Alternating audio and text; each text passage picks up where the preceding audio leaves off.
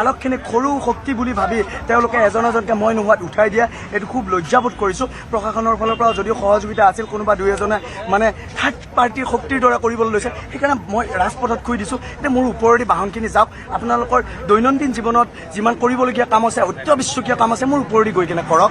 অসম চৰকাৰে যদি বুজি নাপায়, যদি মেঘালয় চৰকাৰে বুজি নাপায়, নাই নালাগে পাবলৈ, মই এনেকৈ শুই আছোঁ, মোৰ ওপৰেদি গাড়ীখিনি গুচি যাওক, মোৰ ক'বলগীয়া নাই। ইয়াত যি আৰক্ষী আছে সেই আৰক্ষীক লৈ আপোনালোকৰ প্ৰশ্ন উত্থাপন হৈছে। হয়, বেংকৰ কৰ্মচাৰীজনক যাবলৈ দিয়াৰ কথা কৈছে। সেই বেংকৰ কৰ্মচাৰীজন কি তেওঁ কি এম্বুলেন্সৰ সেৱা কৰিব গৈছে নে তেওঁ ক'ৰবাত জুই নুমাব গৈছে? ফায়াৰ ব্ৰিগেডটো নহয়, তেওঁ বেংকৰ কৰ্মচাৰী, বেংকত নচলিলে কি নহ'ব নেকি? তেওঁ খোজকাঢ়ি যাওক। মেঘালয়ত যে ইমান অপ্ৰীতিকৰ ঘটনা হৈ আছে, তেওঁ কিয় এষাৰ মাত দিয়া নাই? তেওঁ কিয়, যদি তেওঁ আমাৰ অসমৰ হৈ চিন্তা কৰে, তেওঁ কিয় এতিয়ালৈকে মাত দিয়া নাই? তেওঁ এটা ফেচবুকত পোষ্ট কিয় দিয়া নাই? তেওঁ অসম চৰকাৰক, মেঘালয় চৰকাৰক কিয় প্ৰশ্ন কৰা নাই? আমাৰ উদয় নহয় মনত প্ৰশ্ন? আমি এনেকৈ থাকিম নেকি সদায়? অসমীয়া জাতিটো সদায় আমাক মাৰি থাকিব, আমি মাৰ খাই থাকিম, আমি ৰাজহুৱা ঢোল, চুবুৰীয়া ৰাজ্য গোটেইকেইজনে আমাক মাৰি থাকিব? এনেকৈ নহ'ব, চলিব দিয়া নহ'ব। জয় আই অসম, জয় আই অসম।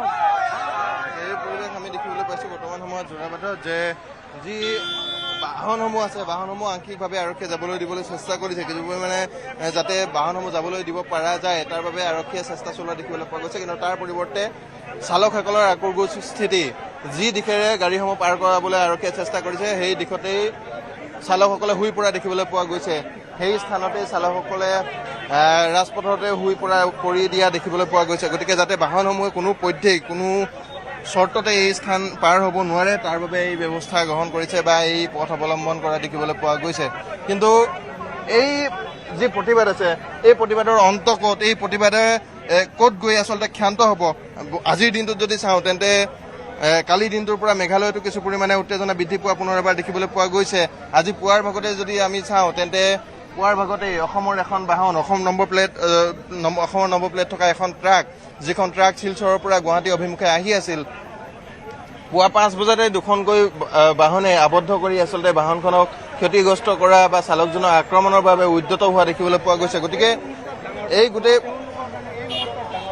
গোটেই পৰিৱেশসমূহৰ মাজত এই প্ৰতিবাদ কোন দিশে অগ্ৰসৰ হৈছে, এই প্ৰতিবাদে ক'ত স্তীমিত হ'ব, ক'ত শান্ত ৰূপ ল'বগৈ, এইটো এটা ডাঙৰ প্ৰশ্ন। আমি দেখুৱাইছোঁ এনেধৰণে বাৰে বাৰে যিসমূহ যথেষ্ট বহল যিহেতু পথছোৱা, এই পথছোৱাত আচলতে যি স্থানতেই আচলতে গাড়ীসমূহ পাৰ হ'ব খুজিছে, সেই স্থানতেই বাহনসমূহৰ সন্মুখত, গাড়ীসমূহৰ সন্মুখত চালকসকল শুই পৰিছে, চালকসকলে অৱৰোধ কৰা দেখিবলৈ পোৱা গৈছে। কিন্তু তেওঁলোক আক্ৰোশ।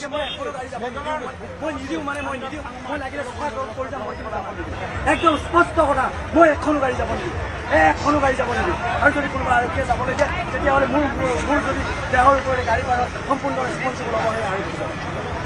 সেই আৰক্ষী সম্পূৰ্ণ ৰেচপনচিবল হ'ব। মই এখনো গাড়ী আৰু যাব নিদিওঁ। সময়মতে কৰ দিয়ে, টেক্স দিয়ে, দুয়োখন চৰকাৰকে দিয়ে, কিয় প্ৰতি বছৰে এনেকুৱা অত্যাচাৰ?